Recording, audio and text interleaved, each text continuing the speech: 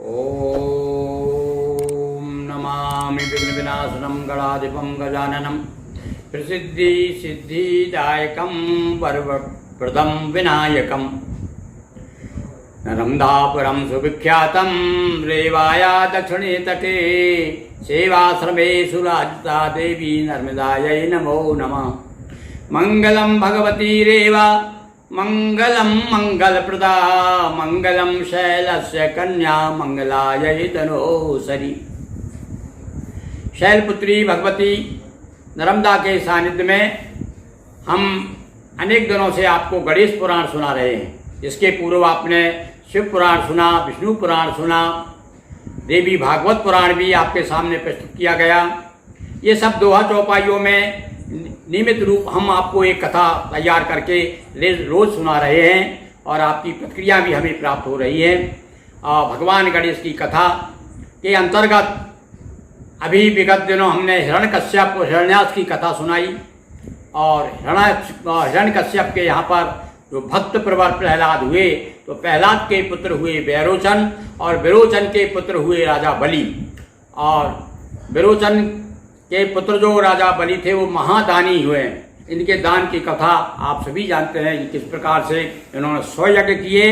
जब इन्होंने देखा राजा बलि ने कि अरे भाई देवता लोग किस प्रकार से सुख वैभव अमरावती में व्यतीत कर रहे हैं, सुख का आनंद ले रहे हैं, क्यों ना हम भी अमरावती को प्राप्त करें, इंद्रासन को प्राप्त करें। अपने गुरु को बुलाया शुक्राचार्य जी को और आकर के पूछा कि गुरुदेव कृपया हमें ऐसा उपाय बताइए जिससे कि हमें भी इंद्रासन प्राप्त हो और हम भी उस स्थिति पर पहुँचें।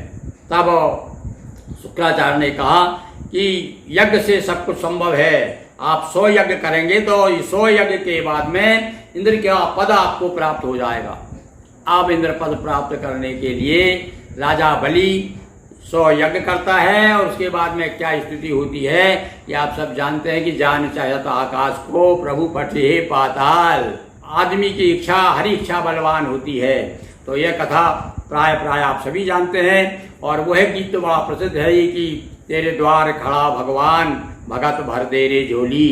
और भगवान जो है याचक बन करके आते हैं अपने भक्त के लिए, अपने बड़े भाई के लिए। इंद्र जो है भगवान विष्णु के बड़े भाई हैं। जब वो जाकर के उनसे निवेदन करते हैं कि प्रभु अरे 100 यज्ञ चल रहा है, इसका देखिए आप, अब ये इंद्र हो जाएगा और मुझे पद से जो है च्युत कर देगा, पद से हटा देगा। आप कुछ ऐसा कीजिए ताकि ये इंद्र का पद प्राप्त ना करे, स्वर्ग ना पहुंचे। तो जान चाहते आकाश को प्रभु पटे पाताल। अब ये कथा सुनिए आप। भगवान विष्णु अदिति के यहाँ पर वामन के रूप में अवतार लेते हैं और वामन बन करके और उसका साथ में छल करते हैं। बल्कि एक भक्त तो हमसे कह रहे थे अरे महाराज ये तो देखो कभी कभी क्या है जब अपना समय ठीक नहीं होता तो दान पुण्य भी अकल्याण करता है। बोले मिलकर भाई कैसे करता है? बोले देखो इसने कितना दान सब कुछ दान कर दिया और उसके बाद में इसने 100 यज्ञ भी किए किंतु उसके बाद में भी से इंद्र का पद प्राप्त नहीं हुआ। तो उनके भैया इंद्र का पद से भी बहुत बड़ा एक पद होता है, भगवान के दर्शन का पद होता है, भगवान की भक्ति का पद होता है।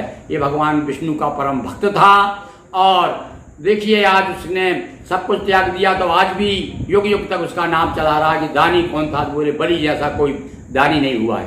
तो आज हम उस बलि की कथा सुना रहे हैं, सुनिए। पुत्र हुआ प्रहलाद का नाम विरोचन खास, इनके सुत बलि थे नृपति सुने मधुर इतिहास। विष्णु भगत वेदों का ज्ञानी, यज्ञ हवन पूजन प्रिय दानी। एक बार गुरु शुक्र बुलाकर कहा यज्ञ करवाएं गुरुवर। शुक्र कहा 100 यज्ञ कराएं, सफल यज्ञ इंद्रासन पाएं। भृगु वशिष्ठ ऋषि आदि बुलाकर किए यज्ञ 100वती हर्षाकर।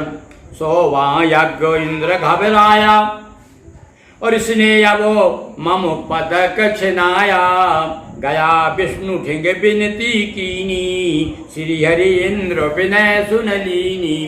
क्या कहा भगवान ने जब इंद्र ने प्रार्थना की महाराज इंद्र ना हो जाए बलि, तब भगवान कहते हैं कश्यप अदिति गेह सुत बनकर प्रगटूंगा मैं वामन होकर।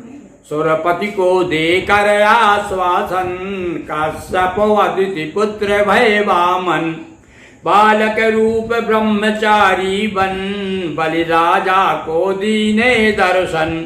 बलि बटु देख हृदय हर्षाए, बिनत विनय युत बचन सुनाए। वामन कहा सुना तू दानी।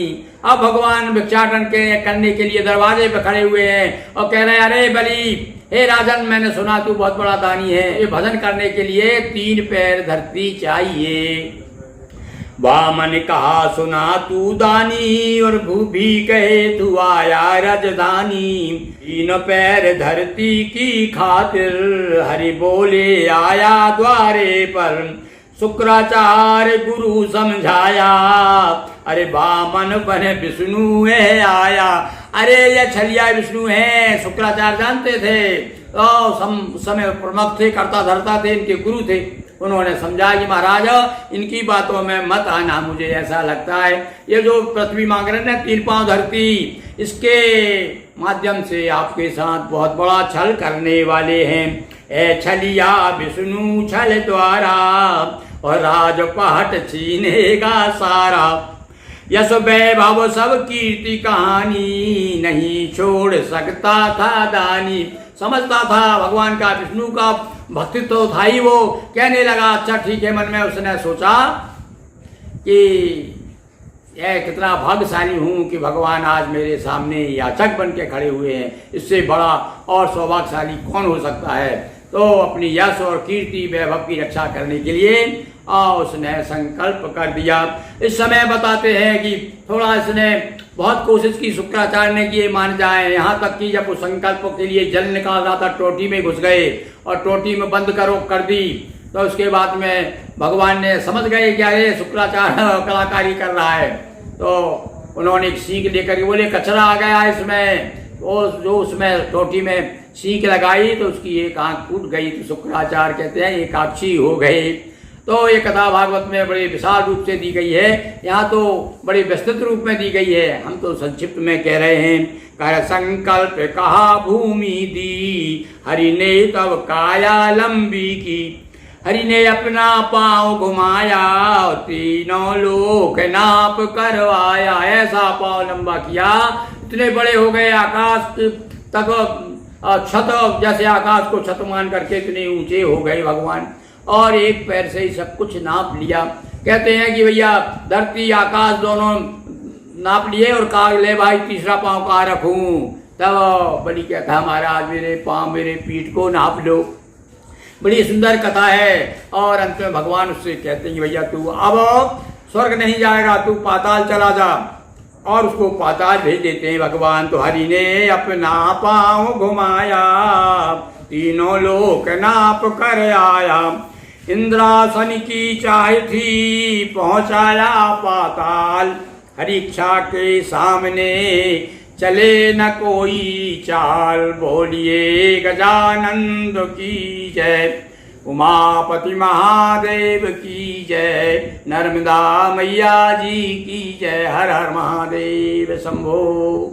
दोस्तों वीडियो को लाइक करें, नीचे कमेंट करें, चैनल को सब्सक्राइब करें और बेल आइकन दबाएं।